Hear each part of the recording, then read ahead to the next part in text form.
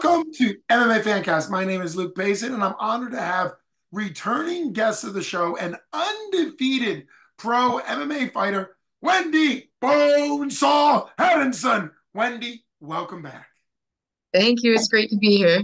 Always great having you on the show. I've been following you now for a while, all the way back to when you were an amateur, and now you're a pro, 1-0 pro. Happy 2024 to you. Now, we got a lot to cover. You got your second pro fight coming up on the 21st against another undefeated 1-0. So that's a great matchup. We'll talk about that in a second. But walk us through and me through your pro debut. Last time you were on, it was before your debut. You were on a really nice streak of rear naked choke finishes in your amateur, and you actually kicked off your pro debut in style with a round one rear naked choke. So walk us through that. Actually, around one armbar. So I did have, Oh, it wasn't a rear naked choke. It was a finish. I but it should was, have just said you were on a finish streak. All yes. right. So, I actually, I had a fight lined up for December 3rd. And so this fight, I wasn't expecting it. Um, it's really funny because I was sitting with my friend and teammate Brandon, and I think Kelly was off at some fights. And we were watching some of the girls, and I was specifically watching Kara Greenwell. And I was telling Brandon, "Hey, I'm gonna have to fight this girl at some point." And so we were watching her, and I'm not even kidding. Like 20 seconds later, Kelly calls me on the phone, and I answer the phone, and he's like, "Hey, do you want to fight Kara Greenwell next weekend?" And I just got like chills all over my body. I was like, "Oh, what are the odds of that?" I'm watching her fight. I just told Brandon that I'm gonna have to fight her, and then There it Kelly is. calls me like 20, 30 seconds later and says, "Hey, do you want to fight her in a week's time?" And so I was like, must be a sign from the universe. Yes, I'll take it. I'll fight her. And leading up to the fight, I actually kind of predicted to of my other teammates what would happen. And I knew she was really good with the front headlock position. Um, I knew that it might be kind of hard to take her down, and I might end up in the front headlock position. I think I took her down, and then when we stood back up, I some stuff happened. I ended up in the front headlock position, and when she went to circle around behind, I threw up an armbar.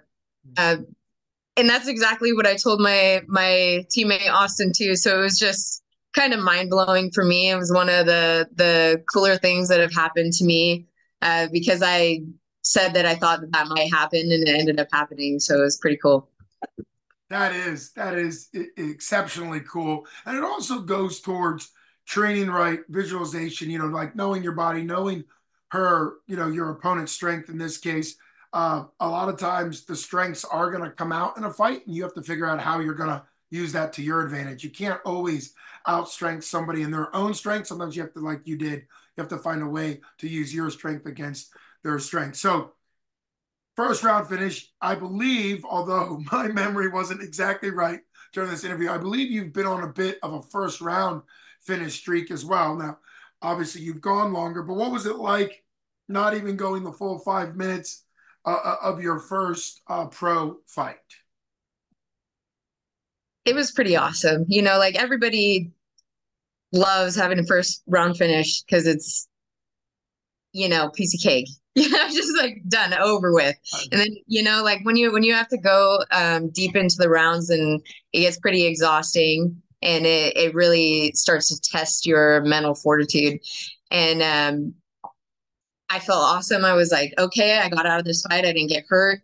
I'm ready to go. And so I had that fight scheduled for December 3rd, which ended up falling out. And so I actually went and competed in IBJJF Noogie Worlds, and I medaled bronze there. So I wasn't training specifically for that. I'm always training for MMA, but it was pretty cool to go out there a week after when my fight should have been, and win a bronze medal in Worlds at brown belt. So that's cool.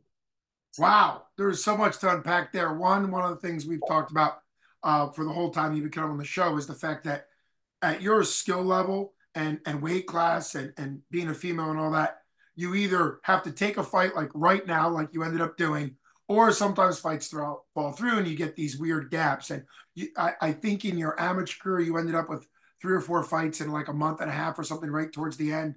They all kind of piled up because you had gone from not getting enough fights to almost having too many.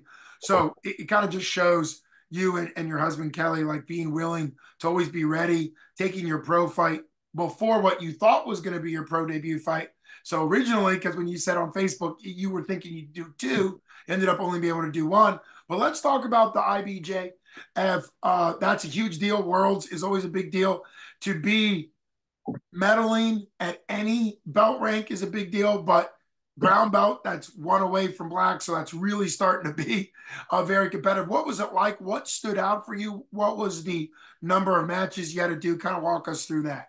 So I believe I think I had 3 matches, and the first one I won by submission. Second one, I actually won by points, and then the third one, she just caught me slipping, so I got rear naked choked, but it's okay. I had a great time and a great experience. I got to compete against girls that were very high level, and I'm actually really excited to go back and do it again. And like next time I do it, I'm gonna prepare for a jiu-jitsu tournament versus like an MMA fight. You know, like this one, I was kind of like, okay, well, I guess my fight's not happening, so might as well stay busy. And we were already going out there for one of our other students, so I was like, why not?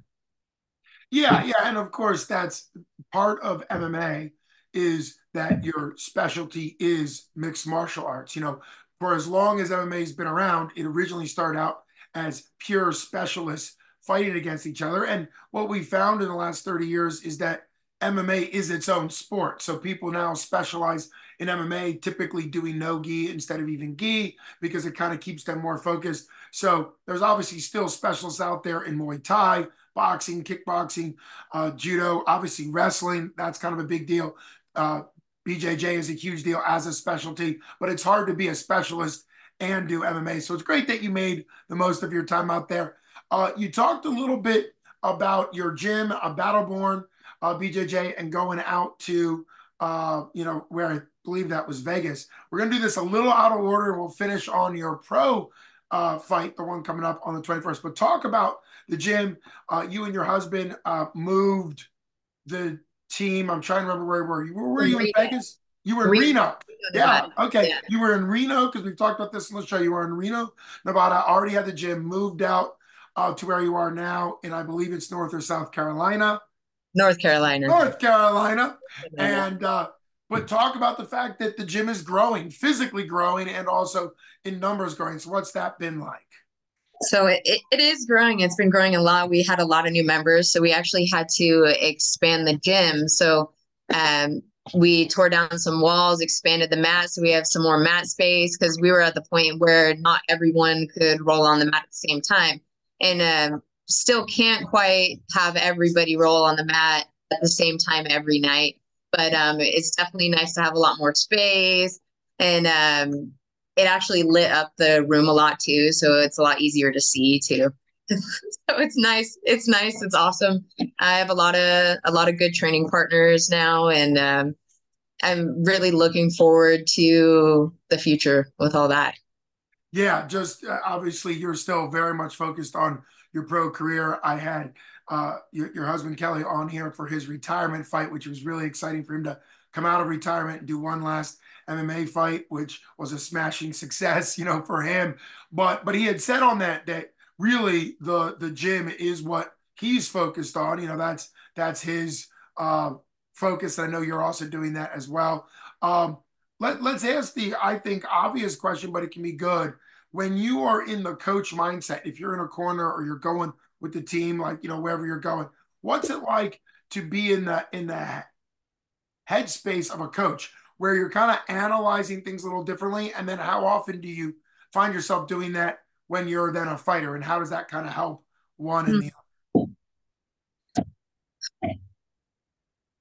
I'm not quite sure I know exactly what you're looking for, but I will say that being a coach, I actually feel like it's a lot more rewarding seeing my fighters and my husband's fighters win their fights and do awesome things than when I do anything cool.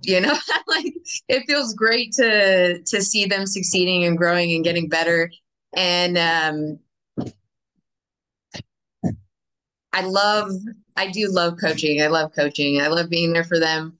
Um, that's like, Yeah, that's awesome. And really, for people that may not know, there's definitely a high and an excitement with being a coach. Obviously, certain people's personalities, like you and Kelly, really lend themselves to being coaches because you got to have the enthusiasm, you got to be talented and good and technical. And also, when I was a coach, like I realized that you can't coach every person the same way. Sometimes, particularly in MMA, sometimes you have to be very technical. Sometimes you have to be more of a cheerleader and more just a pick up emotional person. It all depends on the fighter or the athlete.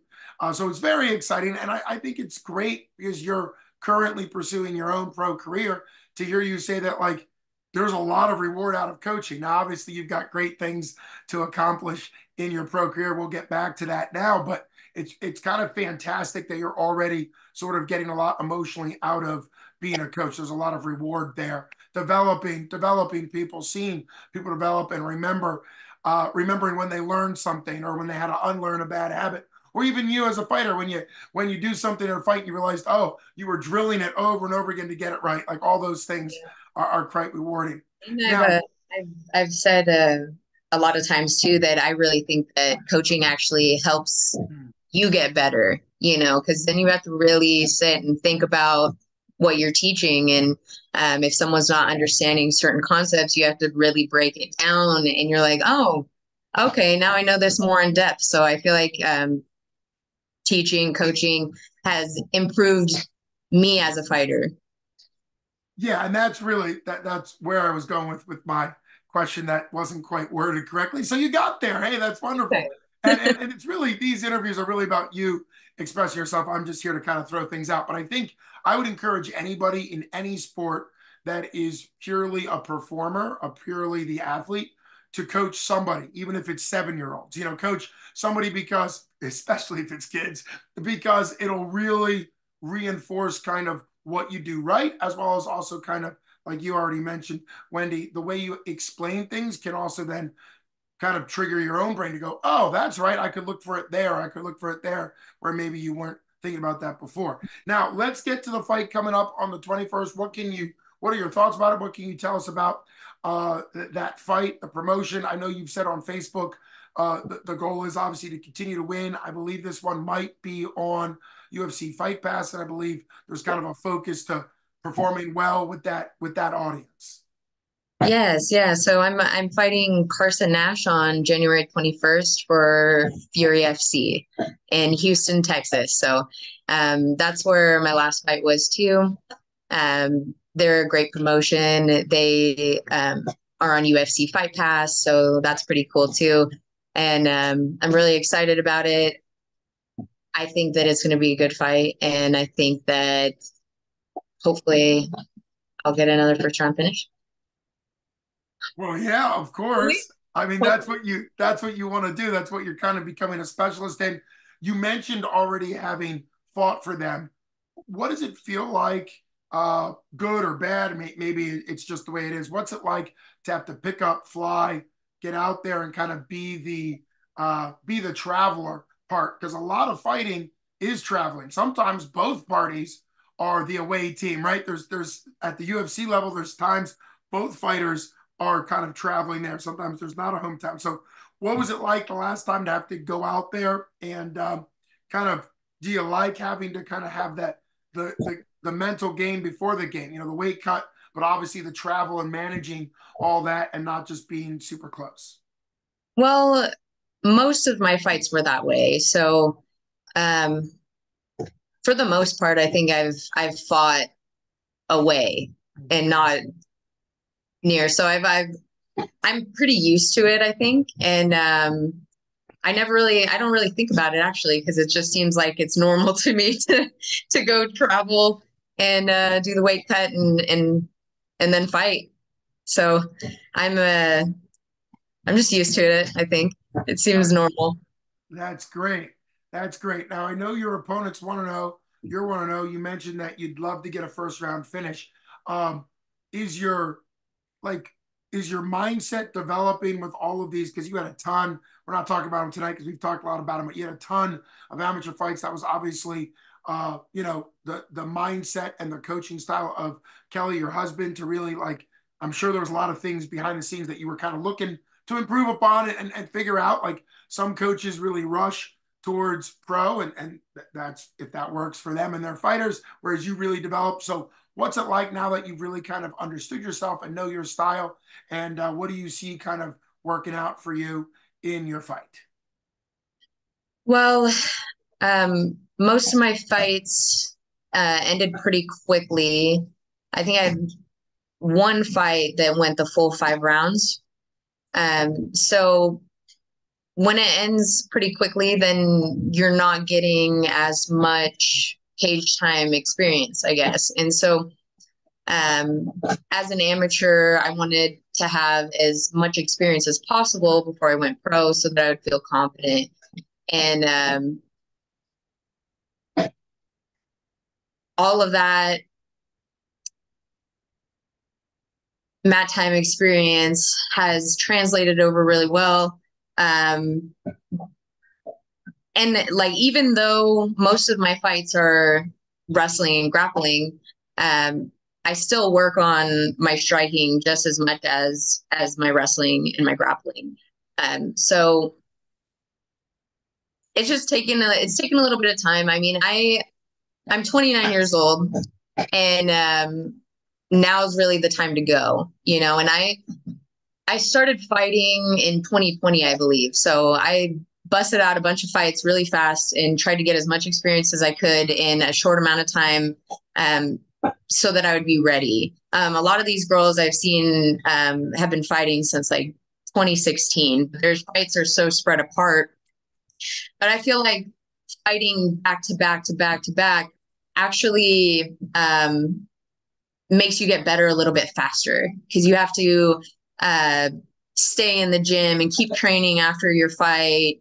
And when it's real, you know, like you're going out there and actually doing it. And so then I just feel like that translates over really well for improvement. Yeah, I agree. I think sometimes fighters mentally kind of need, a kind of a long time off, but that can become counterproductive if they then have to get back in shape to then start training. We've seen fighters even at the UFC level where they'll get kind of so out of shape they need a camp to then get in camp shape to then be able to do another camp. And obviously, hey, everybody does it differently, but I tend to think you and the way the Battleborn does it, I think is particularly when you do have to take fights on short notice, a great idea. So that way you're learning from competition, which is super super Think exciting. if I stay in shape all the time and I stay fight ready all the time, then I can actually focus on my technique instead of just cutting weight the whole entire time, you know? And so that's pretty much how it's been the whole time. I mean, I was walking around 125 pounds and then fighting at 125 pounds. Like I didn't really have to cut very much weight. Now I cut down to 115. Um, but it's still not that big of a deal because I'm keeping my weight down, I'm staying in shape, and I'm ready all the time.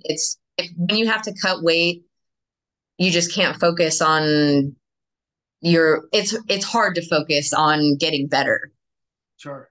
Yeah, we've seen that at the high level. We've seen fighters who kind of maybe overcut. I'm thinking of, and may he rest in peace, but Anthony Rumble Johnson, who cut so much where he was losing fights because he was cutting so much weight, and then he ended up being much more successful, like 30, 40 pounds heavier. So there's times where, being able to find a healthy range. You were also in amateur having to take fights at a higher weight in order to stay busy and those type things. But let's talk a little bit because this is always so fun having you on the show, and we can't always get you on every time you fight because sometimes these fights come up, a week out. So let's talk a little bit about the atom weight division at the UFC level.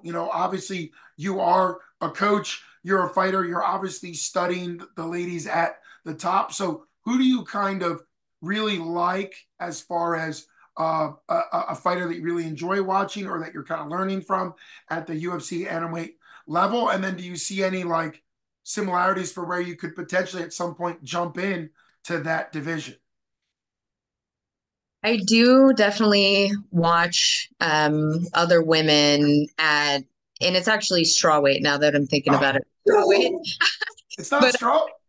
I do actually watch women at the strawweight division. Okay. Um, sorry, you got 1 second. Oh no, no. Dogs are always welcome. Always welcome on the show, of course. We love Okay, having dogs. sorry about that. She saw someone outside, I think. Oh no, that's Anyway, fine. So Adam weight is I do 105. watch. I Okay, do. that's my bad. Yeah, 105 is atom weight. I just That's realized fine. that I was saying it should be straw. Oops. Straw weight. Straw Anyway, weight. so I do watch them, but I feel like I have a style that is a little bit more on the rare side. And so um I wouldn't say that I necessarily watch them and try to mimic them or anything like that. Um if anything, I'm trying to mimic my husband's style. So Sure. yeah.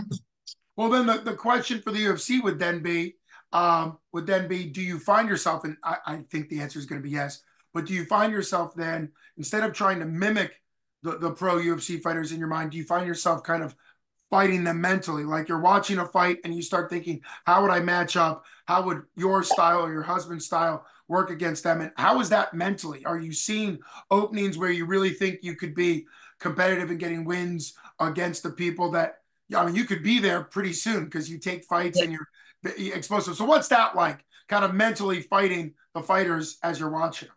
Definitely, definitely. As I'm watching, I definitely watch them and think that I could be right there too, I'm right there with them. So um, obviously, I got to get a couple more fights before that happens.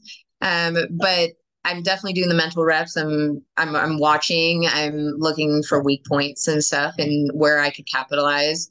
And I think that I have a pretty good chance at making it to the UFC. Fingers Oh, crossed. yeah. I just got to make sure that I do everything right from here on out. Yeah. So, Yeah, I mean, this is where the record, you had such an incredible amateur record, but this is where the record stays with you, forever. And it really gives you an opportunity to develop. And obviously, you've got the best possible coaching situation and all of those things. It's super exciting. It's also something when you do hear people that make it to the UFC, whether it's Dana White Contender Series or they're pulled up on short notice or they're a champion in another organization that come over, something that they all kind of mention is doing those mental reps help so that you're already mentally comparing yourself to some of the ladies in, and you'll hear a lot of fighters when they first get into UFC say like, "Hey, I've been watching him or her, and I've kind of already mentally been matching themselves up." So that way, it doesn't feel as like it's new, like it's overwhelming. So I think that can go a long way, and that's like anything, Major League Baseball, any pro sport. It's good to be watching that level so that when you get there, that it kind of seems like, oh, I'm already mentally used to this. So super, super exciting stuff. I've answered this question before, and it's one I love because I know you have such a heart. Who do you have in your gym right now that's sort of up and coming in MMA that I should have on the show in the future? okay, so Julian Nieto, he's actually fighting this weekend too. So he is 2-0, and he's one of my main training partners right now. He's super awesome, super great attitude. Um, and I think that he has the ability to make it one day. So I'm really excited. Yeah, he's going to do awesome. That's awesome. And best skills to Julian. What I hope to do is have Julian come on after the fight. Obviously, it's fight week for him, but that would be awesome. I'll definitely keep my eye out on him. And I think I've had a fighter of yours on, Cam Sundeville. Yeah, Kim Sandoval. Yeah. Sandoval. Okay, yeah, yeah, yeah. So I remember him. So that's awesome. And oh yeah, okay, there I'm seeing him online as we talk. So I'll reach out to him and hope things go really well for him Saturday, and then hopefully I can have him on the show to talk about all that. So That is really cool. It's great that you can do it. A what is it like to you when you, because you mentioned when you have a training partner where in this case he's helping you get better, you're helping him get better. Is that kind of like a special kind of friendship and bond when, because the whole gym you're supportive, but training partners it's different, particularly when weight classes and size matters. You can't necessarily go full against your husband who used to fight at 205. So what's it like kind of having that special training partnership with Julian Nieto? It's definitely special. I mean, we come in outside of class times and we get extra work together. And I feel like he's really leveled up and I've really leveled up just training together every day. And it is special. You know, uh, he's my dragon. That's what he always says all the time. He said we're dragons. You got to ask him about it when you talk to him. Yeah, I have no, okay. It sounds like a character. Can't wait He is to a have him character. on. You should tell him that you're Bonesaw. But no, that's great. I'm glad you're a dragon in addition to being Bonesaw. Well, this is always spectacular. It's so fun to have you and anyone from Battle Born on the show. So obviously, congratulations to you and Kelly on the gym growing. And I mean, physically growing with the number and all that. That's just incredible. And best skills to everybody in your team that's going to be competing in all those things. So can't wait to see what not only this fight brings for you, but 2024 could be the way you put up fights and how talented you are. 2024 could, by the time we're sitting in 2025, a year from now, things could be quite a bit different and maybe more eyeballs on you and some things by then. But we'll have to wait to see. But best skills to you. Can't wait to see what happens. You guys already know who you've been watching, but my name's Luke Payson. We've had Wendy Anundson on Bonesaw on, and she's got a fight coming up January 21st for Fury FC out there in Texas. Can't wait to hear how everything goes, and thanks so much for coming on the show. Thank you so much. You take care.